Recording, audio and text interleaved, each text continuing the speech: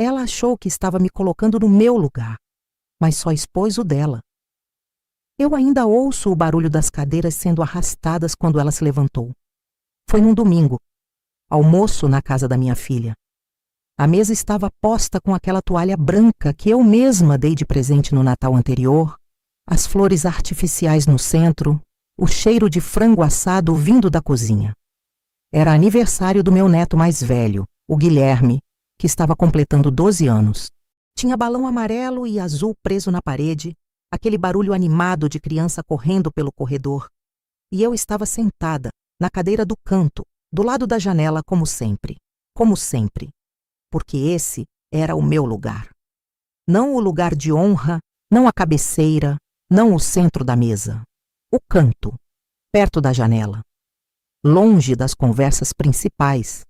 E eu já tinha me acostumado com isso de um jeito que, olhando agora, me dá uma tristeza enorme. Não raiva, tristeza. Porque eu não me acostumei porque quis. Me acostumei porque fui sendo empurrada devagar, aos poucos, sem que ninguém dissesse uma palavra direta. Sem que ninguém apontasse o dedo e dissesse: seu lugar é ali, no canto. Simplesmente foi acontecendo. E eu fui deixando. A minha filha, a Cristiane, estava na cozinha terminando de arrumar as travessas. O meu genro, o Fábio, estava do outro lado da mesa conversando com o irmão dele sobre futebol, em voz alta, como se mais ninguém existisse na sala. E a minha nora postiça, não é bem nora, porque eles não são casados, mas é como eu chamo internamente, a Renata, namorada do meu filho mais velho, que estava sentada bem no centro da mesa, comandando tudo, como se aquela casa fosse dela. Renata. Eu preciso falar sobre a Renata porque essa história não existe sem ela. Ela tinha 32 anos naquela época. Bonita, do jeito que chama a atenção quando entra num lugar.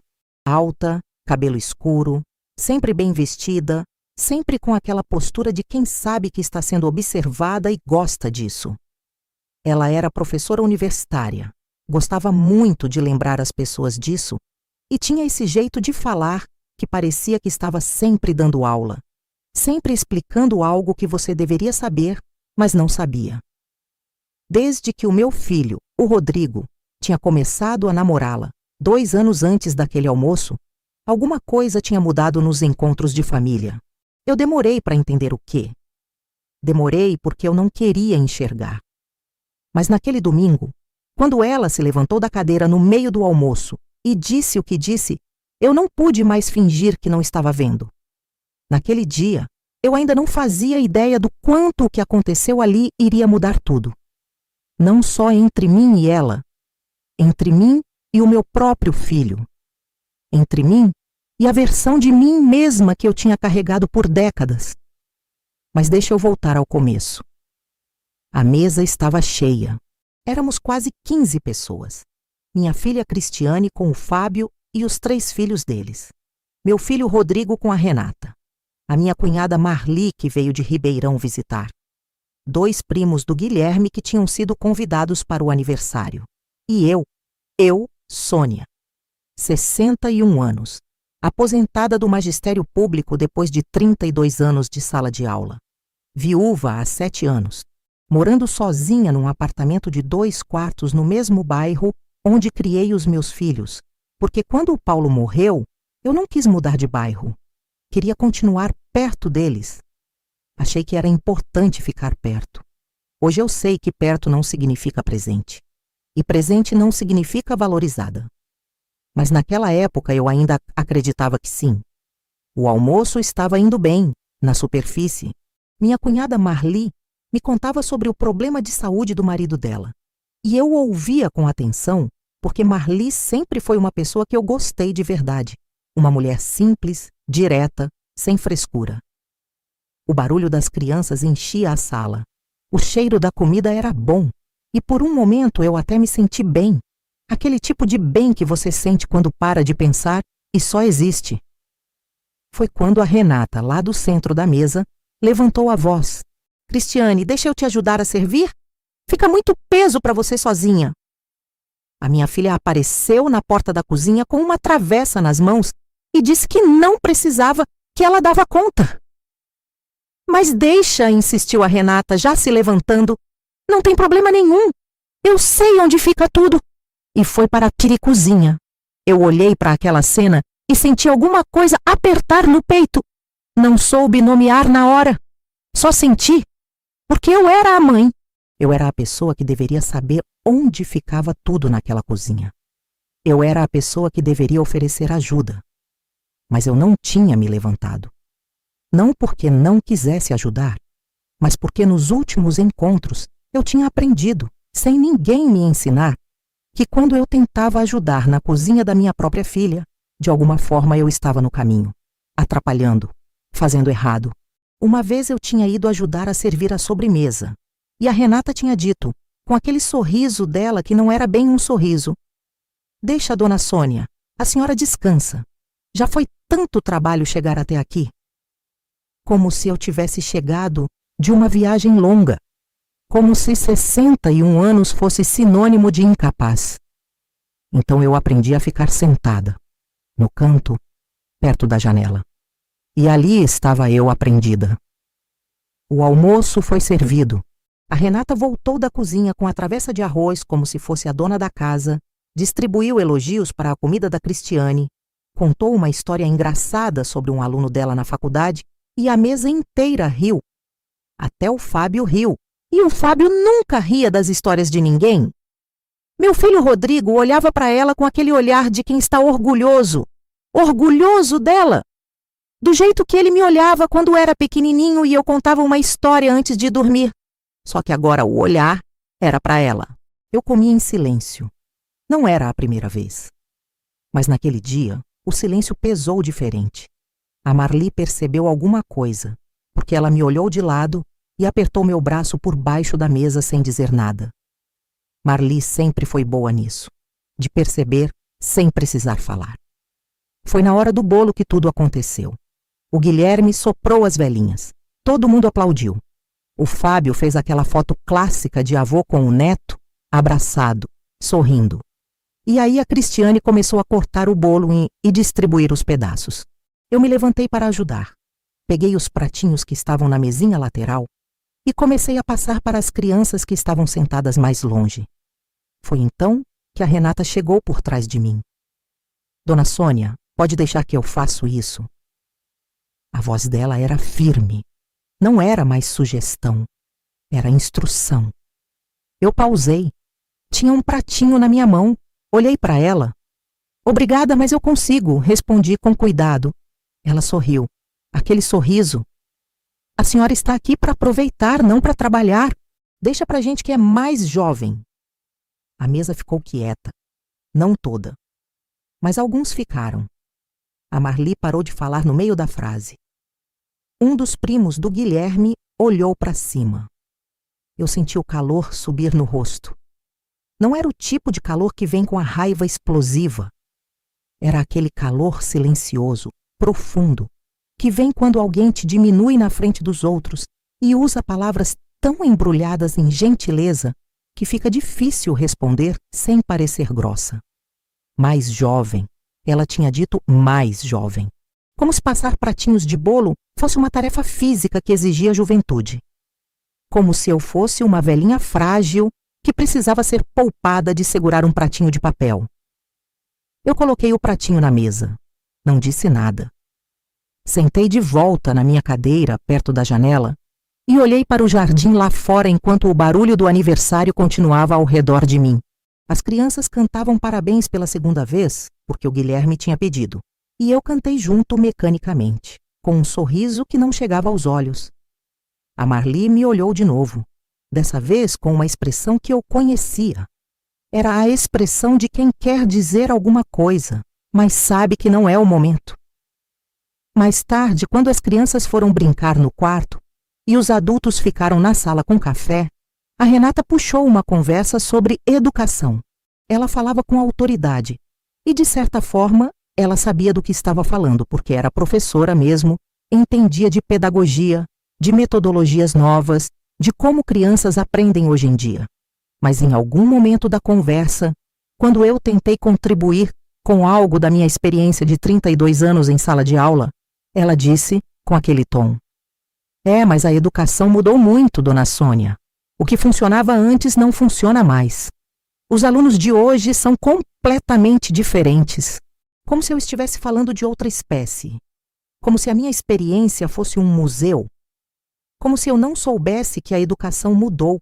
Eu que tinha passado a vida inteira me atualizando, fazendo curso, lendo, me adaptando, porque era isso que o trabalho exigia. Rodrigo não disse nada. Meu filho ficou olhando para o café dele e não disse nada. Eu também não disse nada. Fui embora um pouco mais cedo do que o planejado. Dei um abraço no Guilherme, disse que estava cansada, que a viagem de ônibus tinha sido longa, que ia descansar. Despedi dos outros. Quando cheguei na Renata, dei um aceno de cabeça. Ela me deu um sorriso largo, caloroso, perfeito. Foi um prazer, dona Sônia. Cuida bem da saúde. Cuida bem da saúde. Como se eu estivesse doente. Como se eu fosse frágil. Como se eu precisasse de cuidado especial de uma mulher 30 anos mais nova que eu, que não era minha médica, não era minha filha, não era minha nada. Saí de lá e peguei o ônibus de volta para casa. No caminho, olhando pela janela enquanto o bairro passava, eu fui sentindo aquele peso que a gente às vezes carrega sem dar nome. Era uma mistura de coisa. Tinha humilhação ali dentro. Tinha uma saudade estranha do tempo em que eu entrava na casa da minha filha e me sentia em casa. Tinha uma dor específica de ver o meu filho sentado em silêncio, enquanto aquela mulher definia o meu lugar. Mas tinha também, muito pequena, muito no fundo, uma fagulha. De algo que eu ainda não entendia direito. Só sabia que alguma coisa tinha chegado no limite. Deixa eu te contar quem eu era antes daquele domingo. Porque nenhuma história começa no momento mais doloroso. Começa muito antes. Começa nos anos que constroem a pessoa que você é quando chega naquele momento. Eu nasci em Franca, interior de São Paulo, filha do meio de 5 irmãos. Minha mãe era costureira, meu pai trabalhava no curtume. Família simples, muito simples, do tipo que não desperdiça nada e sabe o valor do que tem. Cresci num sobrado de 3 quartos onde dormíamos em beliches, onde a comida era farta, mas básica, onde o maior presente que você podia ganhar era uma bicicleta usada reformada pelo meu pai nas noites de sábado. Eu aprendi a ler cedo, muito cedo. Minha mãe dizia que eu tinha 4 anos quando parei na frente de uma revista e comecei a juntar as letras em voz alta. Não sei se é verdade ou se é daquelas memórias que a família vai repetindo até virarem lenda. Mas o fato é que eu sempre amei palavras, amei livros, amei o jeito que uma frase certa pode mudar o que você sente. Quando terminei o 2º grau, fiz vestibular para letras porque era o que cabia no que eu podia pagar. Passei na estadual. Fui de ônibus todo dia durante 4 anos. 2 horas de ida, 2 de volta, carregando mochila, carregando sonho. Me formei. Passei no concurso público 2 anos depois. Entrei em sala de aula com 24 anos e só saí com 56. 32 anos. 32 anos de 5ª série com adolescente bagunceiro. De 8ª série com menino que não queria saber de livro. De 2º colegial com aluno que estava com medo do futuro. Aprendi a gostar de cada um deles do jeito que eles eram. Aprendi que educar não é moldar, é abrir espaço. Conheci o Paulo quando tinha 28 anos. Ele era técnico de edificações, trabalhava numa construtora, homem sério, pontual, honesto. Não era do tipo que fazia poema ou trazia flor sem motivo. Mas era do tipo que chegava na hora, que cumpria o que prometia, que olhava para você e ficava. A gente ficou 28 anos junto. Não foi perfeito. Nenhum casamento é. Mas foi real. Foi sólido. Do tipo de amor que não faz barulho, mas não vai embora. O Paulo morreu de infarto fulminante num sábado de manhã, quando estava lavando o carro na garagem. Eu estava dentro de casa fazendo café. Ouvi o barulho. Saí. Ele estava no chão. Eu tinha 54 anos. Criar os meus 2 filhos depois disso foi o maior esforço da minha vida. Não porque eles eram crianças pequenas, porque não eram. O Rodrigo tinha 26 e a Cristiane tinha 22. mas porque existe um peso específico em ser o último adulto de uma família, em ser a âncora de todo mundo quando você mesma está afundando. Eu segurei. Segurei porque era o que eu sabia fazer. Trabalhei até a aposentadoria que já estava próxima. Mantive a casa. Continuei presente na vida dos meus filhos. Quando a Cristiane casou com o Fábio, eu estava lá para ajudar no que precisasse. Quando nasceu o primeiro neto, o Guilherme, eu tirei férias para ficar com ela na semana do pós-parto. Quando o Rodrigo passou por uma fase difícil no trabalho, 3 anos antes, eu ouvi cada desabafo, cada dúvida, cada medo, com a paciência que só uma mãe tem. Eu estava sempre lá. Era o que eu sabia ser. E foi exatamente por isso que demorei tanto para perceber o que estava acontecendo.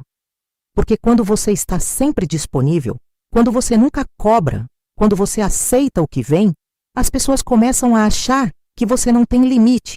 Não porque são malvadas, mas porque você nunca mostrou que tinha. Eu nunca mostrei que tinha. Isso é o que me dói mais quando penso naquela época.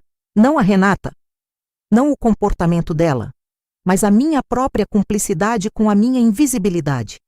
Deixa eu te contar como foi acontecendo. Antes da Renata aparecer na vida do Rodrigo, os encontros de família eram de um jeito. Simples, mas de um jeito. Eu tinha um papel claro. Era a mãe. Era a avó. Quando a gente se reunia, eu ajudava na cozinha, opinava no cardápio, sentava na cabeceira porque era onde a pessoa mais velha sentava. Não era protocolo. Era natural. Quando a Renata começou a aparecer nos almoços, primeiro foi devagar.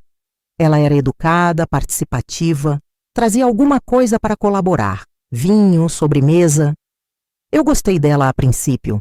Achei que era uma mulher interessante, que tinha vida própria, que fazia bem para o meu filho. Mas foi acontecendo uma coisa sutil, que eu só consegui nomear muito tempo depois. Ela foi preenchendo os espaços. Não de uma vez, aos poucos. Começou a ser ela quem sugeria o cardápio. Depois foi ela quem começou a ajudar a Cristiane na cozinha, de um jeito que foi naturalmente me excluindo, porque a cozinha ficou pequena demais para as duas e para mim. Depois foi ela quem começou a organizar o que seria servido primeiro, como a mesa seria arrumada, onde cada um sentaria. E eu fui saindo, fui para o canto, perto da janela. E a coisa mais difícil de admitir é que eu deixei. Não porque eu concordava, mas porque a paz superficial parecia mais importante do que o desconforto de reivindicar o meu lugar. Porque eu não queria ser aquela sogra difícil, aquela mãe que cria problema, aquela mulher que não aceita a namorada do filho. Então eu me calei. E o silêncio foi sendo interpretado como consentimento, até aquele domingo. Nos dias que se seguiram ao aniversário do Guilherme, eu fiquei pensando muito. Não no que a Renata tinha dito, mas no que eu tinha feito depois. No pratinho que eu tinha colocado na mesa sem reagir, no café que eu tinha ficado olhando enquanto ela descartava 32 anos de magistério com uma frase. Na minha saída antecipada de lá, como se eu fosse a intrusa. Eu tinha saído da minha família como se fosse a intrusa. Essa frase ficou comigo dias. Acordava de manhã e ela estava lá. Fazia café, ela estava lá. Passava roupa, ela estava lá. Liguei para a Marli uma semana depois. A Marli me ouviu. A Marli sempre ouve. É uma mulher de poucas palavras, mas as palavras que ela usa são certeiras. Sônia, disse ela, depois de um longo silêncio, você está deixando essa menina decidir quem você é dentro da sua própria família. Eu não respondi de imediato. Não é ela que está te colocando no canto, continuou a Marli. Você está indo. Aquilo ficou em mim. Ficou porque era verdade. E eu sabia que era verdade. E às vezes a gente precisa que alguém diga a verdade em voz alta para poder ouvi-la de verdade. Naquela semana eu tomei uma decisão pequena. Não era um plano grandioso. Não era uma declaração de guerra. Era uma decisão pequena e interna. Eu ia parar de ir para o canto. Não ia brigar. Não ia confrontar. Não ia fazer cena. Mas ia parar de me anular. Ia parar de aceitar que o meu espaço dentro da minha própria família fosse determinado por uma pessoa que eu mal conhecia. E ia observar. Porque quem tem história não precisa gritar. Quem tem dignidade não precisa disputar. Mas também não precisa desaparecer. O segundo episódio que ficou marcado na minha memória aconteceu quase 2 meses depois. Foi num jantar de aniversário de casamento da Cristiane e do Fábio. 10 anos juntos. Eles resolveram fazer um jantarzinho em casa. Coisa íntima, só família mais próxima. Eu fui. Cheguei na hora combinada, com uma caixa de bombons artesanais que eu tinha encomendado de uma amiga minha que faz doces, e uma carta escrita à mão para a Cristiane, porque sempre foi assim entre nós. Ela sempre guardou as cartas que eu escrevia para ela, desde pequena. A Renata estava lá com o Rodrigo. Estava diferente naquela noite, mais expansiva, mais animada. Tinha trazido uma garrafa de vinho importado e fazia questão de comentar sobre isso, sobre a uva, sobre a região onde era produzido, sobre o jantar harmonioso. O Fábio ouvia com interesse. O Rodrigo sorria. Na hora das fotos, o Fábio pediu para todo mundo se reunir para uma foto em grupo. Eu me levantei e fui me posicionar. A Renata, que estava do outro lado da sala, caminhou até onde eu estava e disse, com aquela voz suave que ela sempre usava quando estava me retirando de algum lugar: Dona Sônia, aqui fica difícil, porque a senhora é mais baixa, vai ficar escondida. Fica melhor aqui na ponta. E me redirecionou para a ponta da fila. Eu olhei para o grupo. A Renata tinha ido se posicionar bem no centro, entre a Cristiane e o Rodrigo. Eu era a mãe.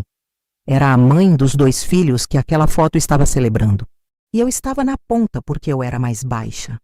Fiz a foto. Sorri. A foto ficou bonita, daquele jeito que fotos ficam bonitas quando por fora está tudo certo. Mas eu guardei aquilo, não como rancor, como clareza. Estava ficando cada vez mais claro quem era essa mulher e o que ela estava fazendo. Não sei se de propósito ou não.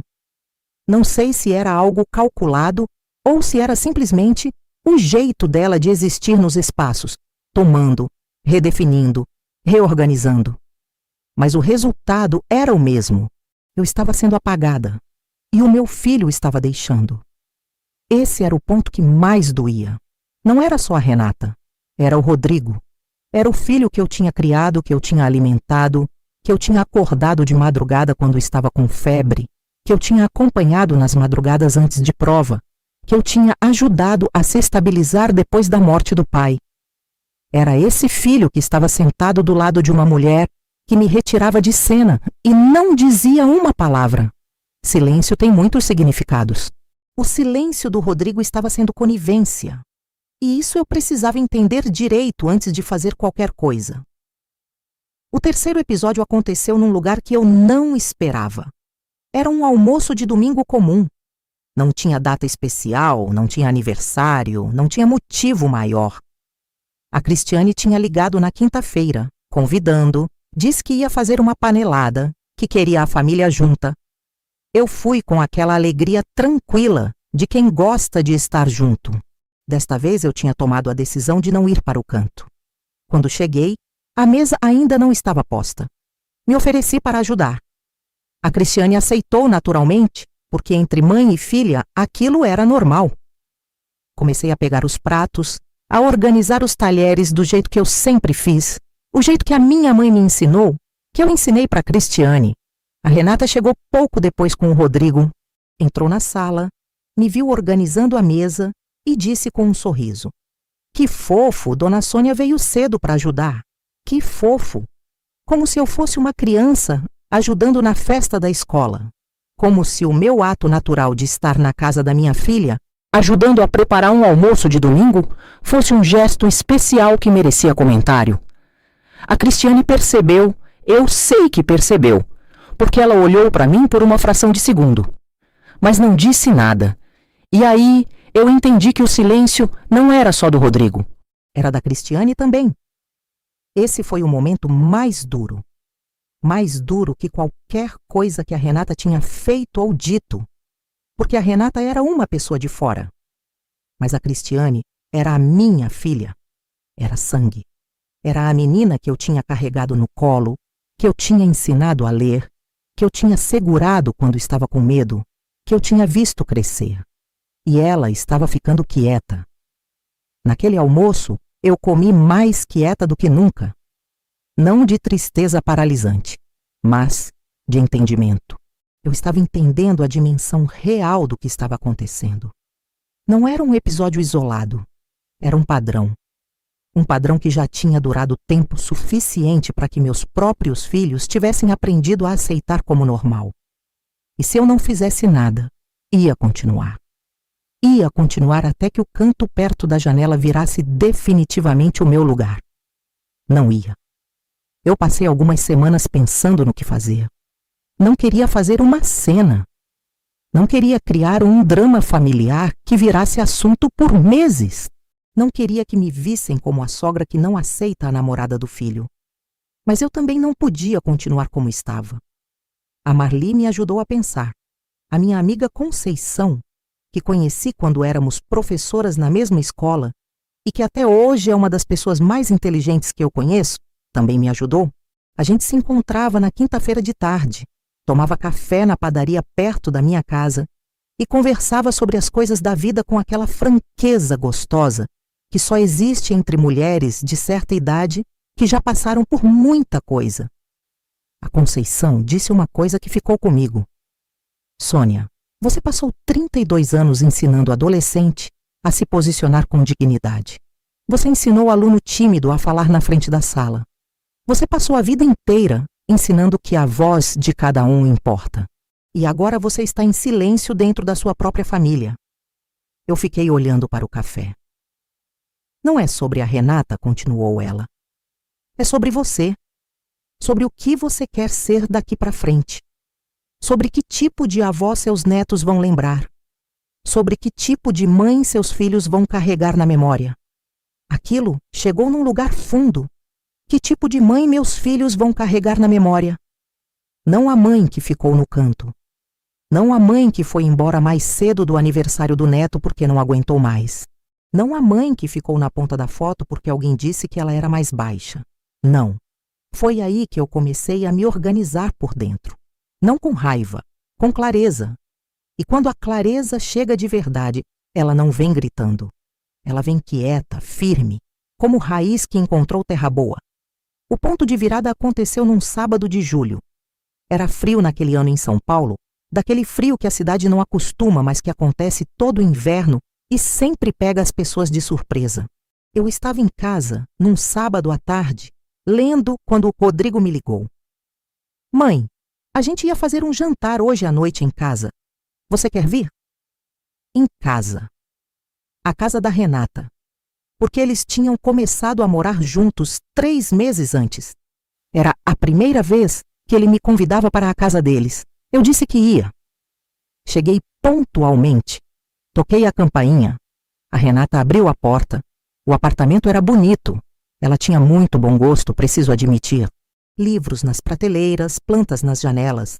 Aquele cheiro de vela acesa que faz um ambiente parecer acolhedor, mesmo quando não é. Tinha mais gente.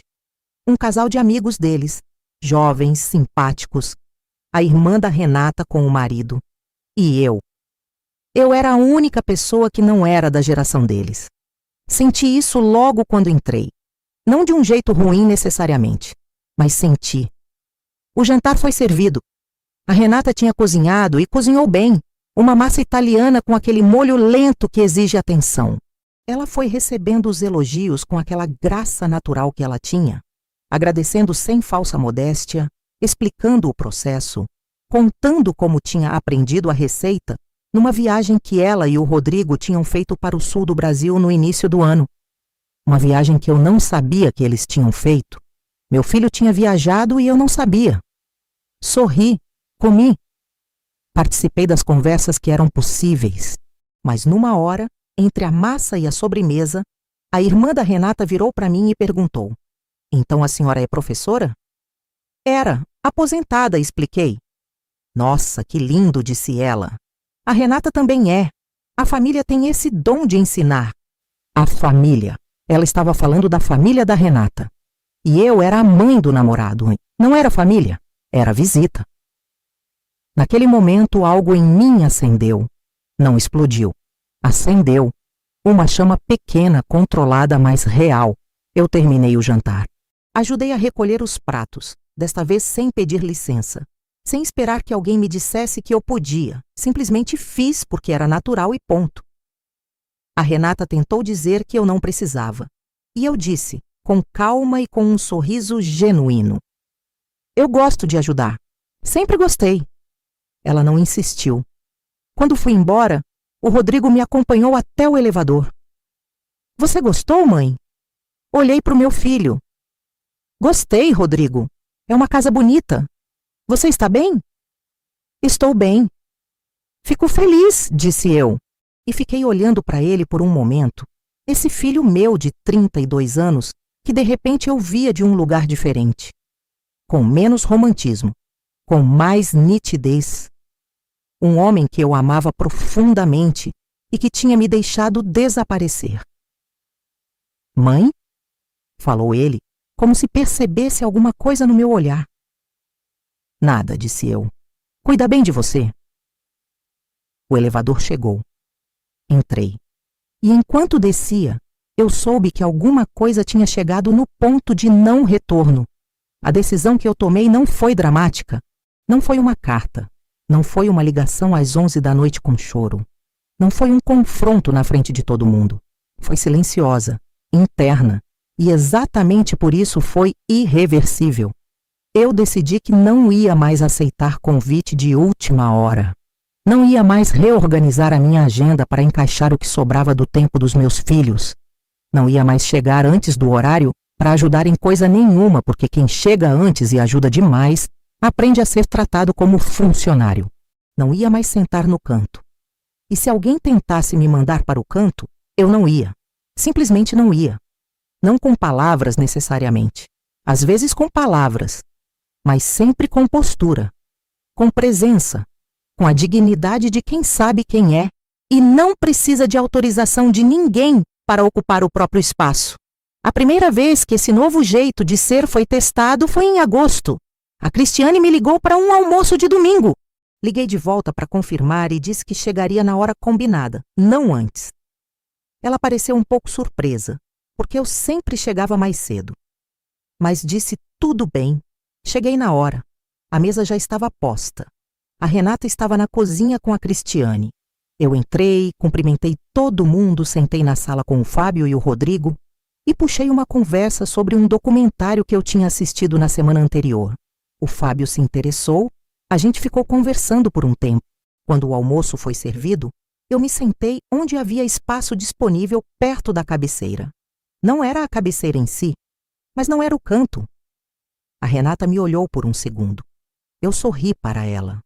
Um sorriso tranquilo, sem sarcasmo, sem recado escondido, mas firme. O almoço correu bem. E num momento da conversa, quando o assunto de educação veio à tona de novo, como sempre vinha, eu participei. Falei sobre uma metodologia que eu tinha usado nos últimos anos de magistério, sobre os resultados que eu tinha visto, sobre o que a experiência me ensinava, que nenhuma teoria conseguia ensinar sozinha. A Renata começou a dizer que as metodologias tinham mudado. E eu concordei. Mudaram mesmo, disse eu. Eu acompanhei cada mudança, por 32 anos, de dentro da sala de aula. E o que aprendi é que teoria sem experiência é incompleta, e experiência sem atualização também é. Mas as duas juntas são muito poderosas. Não era um ataque, era uma afirmação. Mas era também, pela primeira vez em muito tempo, a minha voz no espaço que me pertencia. A Cristiane me olhou. Havia algo diferente no olhar dela, algo que eu não consegui nomear na hora. O Rodrigo ficou quieto. A Renata mudou de assunto. E eu tomei meu café com uma leveza que não sentia faz tempo. As semanas que se seguiram foram de ajuste. Não foi linear. Não foi fácil sempre. Teve momento em que eu quis ceder, em que o velho reflexo de suavizar, de recuar, de não criar atrito, tentou me puxar de volta. Mas eu não fui. Teve um domingo que a Cristiane me ligou às 10 da manhã, dizendo que a Renata e o Rodrigo iam aparecer para almoçar E se eu podia ir também, que ela estava fazendo comida e que seria bom eu estar lá. Convite de última hora, 2 horas de antecedência. Antes eu teria reorganizado o meu sábado, cancelado o passeio que eu tinha planejado com a Conceição, chegado lá às 11 para ajudar. Desta vez eu disse: Cristiane, eu já tenho um compromisso hoje. Não vou conseguir. Silêncio do outro lado. Ah, tá, mãe. Na próxima, então. Na próxima, com antecedência, eu fico feliz em ir, filha. Não com rispidez, com carinho e com clareza. Desliguei o telefone. Fui encontrar a Conceição na padaria. Tomei café com ela, comi um croissant. Falamos sobre livros, sobre uma série que as duas estávamos assistindo, sobre a vida. E quando voltei para casa no final da tarde, eu estava bem. Estava bem de um jeito específico, do jeito de quem não precisou se anular para que alguém ficasse satisfeito. Era uma sensação nova, ou antiga, não sei ao certo. Talvez fosse algo que eu tinha esquecido que podia sentir. O confronto real aconteceu em setembro, num almoço de domingo, novamente. Desta vez comemorando o aniversário da Cristiane. Eu tinha chegado na hora. Levei um presente que eu sabia que ela queria, uma coleção de livros de uma autora que ela adorava e uma caixa de chocolates belgas que eu tinha comprido numa loja diferente. Não era nada extravagante, mas era com cuidado. A Renata também levou presente. Uma bolsa. Bonita, cara, do tipo que você olha e sabe o que custou. Eu não me deixei diminuir por isso. Presente não é competição. Presente é afeto. E o afeto que eu tinha pela minha filha não cabia em preço nenhum. O almoço começou bem. A Cristiane estava feliz, animada, daquele jeito luminoso que ela tem quando está cercada de gente que ela ama. No meio do almoço, quando estavam servindo a entrada, a Renata se virou para mim e disse: Dona Sônia, você está usando um perfume muito forte. Pode ser difícil para quem tem sinusite. A mesa ficou quieta. Ela disse isso assim, direto, na frente de todo mundo, com aquele tom de observação clínica que ela às vezes usava, como se estivesse fazendo um favor. Eu olhei para ela. Não desviei o olhar. Que pena, Renata, disse eu com calma. É um perfume que ganhei dos meus alunos quando me aposentei. Eu uso faz anos. Mas obrigada pelo cuidado. Não era sarcasmo, era genuíno. E era também uma informação. Esse perfume tem história. Essa mulher tem história. Você está falando com alguém que existe há muito mais tempo do que você está presente nessa família. A Renata piscou. Ah, que bonito, disse ela depois de um segundo. E o assunto morreu ali. Mas a mesa não tinha esquecido. A Marli, que estava sentada do meu outro lado, passou a mão no meu joelho por baixo da toalha. E eu soube que eu tinha feito certo. Não gritei, não acusei, não fiz cena, apenas me mantive. Que às vezes é o ato mais radical que existe. Depois daquele almoço, alguma coisa começou a mudar no equilíbrio da família. Não de um jeito dramático, mas de um jeito real. A Cristiane me ligou na semana seguinte. Não para convidar para nada, só para conversar, para saber como eu estava, para contar sobre o trabalho dela, sobre os filhos, sobre uma coisa engraçada que o Guilherme tinha falado na escola. Eu ouvi tudo com atenção. Ri com ela. Perguntei mais. Antes de desligar, ela disse: Mãe, você está diferente. Diferente como?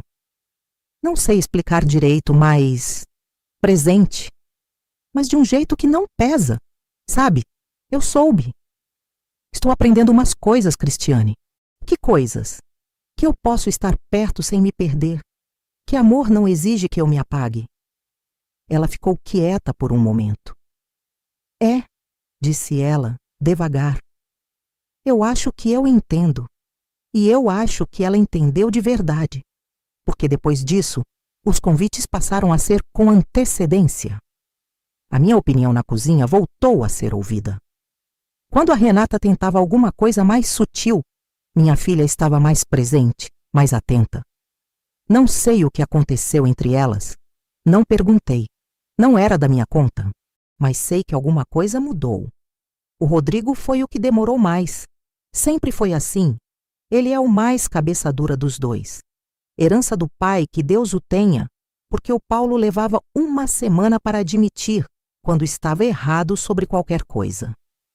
Por meses depois do almoço do perfume, o Rodrigo foi mantendo uma distância educada de mim. Não era hostilidade. Era aquela distância de quem não sabe bem o que fazer com uma situação que mudou e prefere não tocar. Eu deixei.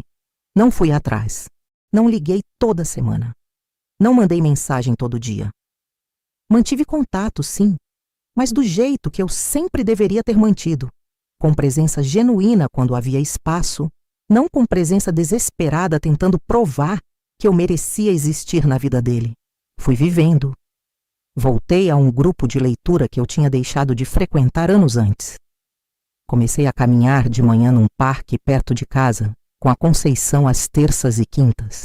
Retomei um hobby antigo de bordado que eu tinha abandonado quando os filhos eram pequenos e nunca mais tinha voltado. Fui enchendo os dias com coisas que eram minhas. E foi curioso. Quanto mais eu tinha vida própria, menos eu precisava da validação dos meus filhos. E menos eu precisava da validação deles, mais eles pareciam querer estar presentes. É uma das ironias mais estranhas da maternidade. Às vezes o que você quer, desesperadamente, só vem quando você para de implorar por ele. O Rodrigo me ligou numa tarde de outubro. Voz diferente, mais baixa, mais cuidadosa. Mãe, você tem tempo para a gente tomar um café? Disse que tinha. A gente se encontrou numa cafeteria perto do trabalho dele. Ele chegou pontual, o que não era comum para ele. Se sentou, pediu um café. Ficou olhando para a xícara por um tempo antes de falar. Eu fui ingrato com você. Não era o que eu esperava ouvir. Fiquei quieta, esperando. Eu sei que isso não é desculpa, continuou ele. Mas eu acho que eu fui deixando a Renata ocupar um espaço que não era dela. E fui deixando você ir, diminuindo. E eu não falei nada. Porque era mais fácil não falar. Porque criar conflito em casa é difícil. Porque ela é muito segura. E você sempre foi a mãe forte que aguenta tudo. Eu engoli em seco. Mas você não é feita de borracha, mãe. Você tem limite. E eu fui tratando você como se não tivesse. Eu olhei para o meu filho. Esse filho meu que às vezes me dava tanta dor e outras vezes me enchia de orgulho de um jeito que não cabe em palavra. Rodrigo, disse eu com cuidado. Eu te amo. Você sabe disso. Mas eu não posso mais aceitar ser invisível dentro da minha própria família. Não consigo mais fingir que está tudo bem quando não está. E não vou mais fingir. Ele assentiu. Eu sei. E sobre a Renata, continuei. Eu não tenho problema com ela como pessoa. Ela tem qualidades, eu consigo ver isso. Mas o jeito como ela se relaciona comigo não está funcionando. E você precisa conversar com ela sobre isso. Não eu, você. Ele ficou quieto. Porque você é o meu filho, Rodrigo. Você é o elo entre mim e ela. E quando você fica em silêncio, você está escolhendo. Você pode não estar percebendo, mas está. Aquilo foi difícil de falar. Não porque era cruel, era verdadeiro. E às vezes a verdade tem aquele peso específico que faz engolir em seco antes de soltar. Eu vou conversar com ela, disse ele. Espero que sim, respondi. Tomamos o café. Conversamos mais. Sobre o pai, sobre memórias, sobre uma história engraçada que aconteceu quando ele tinha uns 12 anos e eu ainda me lembro com detalhes. A gente riu. Aquele riso bom de dentro, de memória compartilhada. Quando ele foi embora, me deu um abraço longo. Não lembro quando foi a última vez que o Rodrigo tinha me dado um abraço longo. Foi para casa com aquela leveza estranha de quem deu um passo difícil e descobriu que o chão estava lá. Nos meses seguintes, muita coisa foi se reorganizando. Não foi perfeito? Nunca é. A Renata não mudou completamente. Ela continuou sendo quem é, uma mulher com muita presença, com opiniões fortes, com aquele jeito de ocupar o espaço. Mas alguma coisa mudou no equilíbrio. O Rodrigo passou a ser mais presente nas conversas, passou a intervir quando algo ficava desconfortável. Não de forma dramática, mas de forma consistente. E a Renata foi, gradualmente, encontrando o limite do espaço dela, não o espaço que ela tentava tomar. o espaço que era dela de verdade. E, curiosamente, nesse espaço real, ela era mais simpática, menos performática, mais humana. Acho que ela também estava aprendendo alguma coisa. Não sei o quê. Não era da minha conta saber. O que era da minha conta era o meu próprio caminho. E ele foi ficando mais claro. Voltei para os encontros de família com presença diferente. Não com a presença de quem precisa provar algo, com a presença de quem sabe que pertence, que tem história naquele lugar, que construiu aquela família com as próprias mãos, com os próprios sacrifícios, com o próprio amor que às vezes sangrou. Sentei onde quis sentar. Falei quando quis falar. Ajudei quando quis ajudar. E quando algo me desagradava, eu dizia, com calma, com clareza, sem explosão, mas sem engolir também. A Cristiane foi a que mais cresceu nesse processo, de um jeito que me surpreendeu. Um dia, no almoço, quando a Renata fez algum comentário que começava a caminhar na direção de me diminuir, foi a Cristiane quem respondeu primeiro. Minha mãe ensinou português por mais de 30 anos, disse ela, naturalmente, sem drama. Ela conhece a língua um pouco mais do que a maioria das pessoas. Simples assim. Mas foi como um chão firme aparecendo debaixo dos meus pés. Minha filha tinha me visto, e quando seus filhos te veem de verdade, é uma das sensações mais profundas que existem. Hoje eu tenho 63 anos. Olho para os últimos 2 anos com uma mistura de dor e gratidão que eu não consigo separar. Porque foi doloroso. Tudo que eu conto aqui foi doloroso de viver. Mas foi também o período em que eu mais aprendi sobre mim mesma. Aprendi que a invisibilidade que eu sentia não caiu do céu. Ela foi construída por mim também. Cada vez que eu cedeu onde não devia ter cedido. Cada vez que fui para o canto perto da janela sem questionar. Cada vez que escolhi a paz superficial em vez do desconforto necessário. Não estou me culpando. Estou me entendendo. Porque entender não é o mesmo que culpar. Entender é a única coisa que permite mudar. Aprendi que amor de mãe não é servidão. Que estar presente não é estar disponível para tudo, para todo mundo, a qualquer hora. Que dizer não é também uma forma de ensinar. Que quando eu me respeito, eu estou mostrando aos meus filhos e aos meus netos que respeito é possível, que é real, que é o que pessoas que se amam fazem umas com as outras. Aprendi que dignidade não é orgulho. Dignidade é saber o que você vale e não abrir mão disso. Não porque você é melhor que ninguém, mas porque você é igual a todo mundo e todo mundo merece ser tratado com respeito. Aprendi que uma mulher de 60 anos não está no fim de nada. Está, muitas vezes, no começo de si mesma. A Renata ainda está com o Rodrigo. Ainda é parte da minha família. Ainda tem aquele jeito expansivo de ocupar o espaço. Mas eu não fico mais no canto por causa disso. E ela parou de tentar me mandar para o canto. Não sei se foi porque o Rodrigo conversou com ela. Não sei se foi porque ela percebeu por conta própria. Não sei se foi porque o meu próprio jeito de estar presente foi deixando claro que eu não ia mais ceder terreno. Provavelmente foi tudo isso junto. O que eu sei é que ela achou que estava me colocando no meu lugar. E, na verdade, estava expondo o dela. Expondo a insegurança de quem precisa diminuir os outros para se sentir maior. Expondo o desconforto de quem não sabe como existir ao lado de uma mulher com história sem tentar apagar essa história. Expondo a fragilidade que se esconde atrás da postura de quem sabe tudo. Eu não tenho raiva dela. Tenho, no máximo, uma compreensão tardia de que algumas pessoas só aprendem os limites quando os limites são firmes. E agora eles são. Na última semana, o Guilherme, meu neto mais velho, que já tem 14 anos e está nessa fase em que adolescente testa tudo, me perguntou: Vovó, como você sabe quando deve falar alguma coisa e quando deve ficar quieta? Eu pensei um pouco antes de responder. Você fala quando o silêncio vai custar mais caro do que a palavra, Guilherme.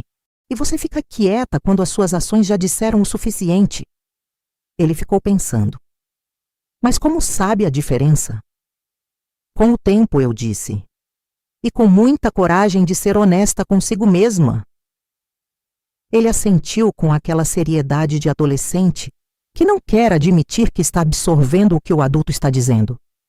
Mas eu sei que absorveu, porque foi assim que eu aprendi também. Ouvindo, vivendo, errando, voltando. Eu não sei o que o futuro reserva. A família continua se reorganizando como toda família faz, numa dança constante de aproximação e distância, de certo e errado, de amor e limite. Mas eu sei de uma coisa: nunca mais vou sentar no canto porque alguém achou que era o meu lugar. O meu lugar eu escolho. E é exatamente onde eu decido estar. Se essa história tocou alguma coisa em você, compartilha com alguém que precisa ouvir isso hoje. Comenta de que cidade você está assistindo. E se quiser mais histórias assim, se inscreve no canal e ativa o sininho, porque toda semana tem uma história nova esperando por você.